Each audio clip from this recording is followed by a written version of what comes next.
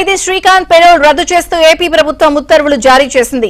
ఎలాంటి కారణం లేకుండా ఖైదీ శ్రీకాంత్ కు పెరోల్ ఇవ్వడంపై ఏబిఎన్ ఆంధ్రజ్యోతి చేసిన కథనాలకు ఏపీ ప్రభుత్వం స్పందిస్తూ పెరోల్ ను రద్దు చేసింది.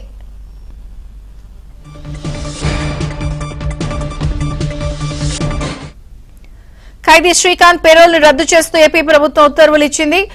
ప్రధానంగా ఈ అంశంపై ఏబిఎన్ ఆంధ్రజ్యోతి కథనం కూడా చూపించింది. ఈ అంశం విషయంలో ప్రభుత్వం స్పందించే నేపథ్యంలో updates AP bureau chief Ramarao రెడ్డికి తెలుసుకుందాం. రామారావు, విజయ్ చంద్రిక ఎటువంటి కారణాలు లేకుండా పెరోల్ ఇవ్వడంతో పాటు 4 రోజుల పాటు బయటకు విడుదల చేసిన యావజ్జీవ ఖైదీ గురించి ఈ రోజు ఆంధ్రజ్యోతి దినపత్రికలోను ఏబిఎన్ లో వచ్చిన కథనాలపై రాష్ట్ర ప్రభుత్వం స్పందించింది.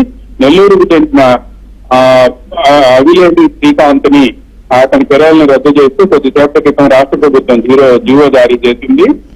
రాష్ట్ర ప్రభుత్వ home principal secretary Kumar Vishwajit ఈ మేరకు జీవో నంబర్ 1326 కొద్దిసేపటి క్రితం విడుదల చేశారు.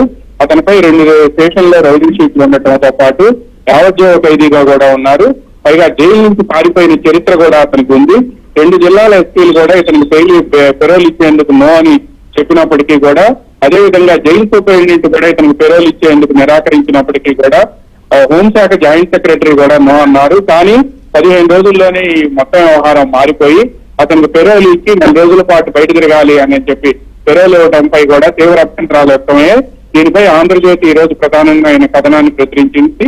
అదేవిధంగా ఏబిఎన్ కూడా ప్రసారం చేసింది. దీంతో రాష్ట్ర ప్రభుత్వం ఈ కథనంపై స్పందించడమే కాకుండా సాయంత్రానికల్లా అతని పెరోల్ ను రద్దు చేసి వెంటనే లొంగిపోవాలని ఆదేశించింది. ఈ మేరకు నెల్లూరు జైలు సూపరింటెండెంట్ కు ఉత్తర్వులు కూడా పంపించారు. అతను వెంటనే అదుపులోకి తీసుకోవాలని కూడా ఆదేశాలు జారీ చేశారు.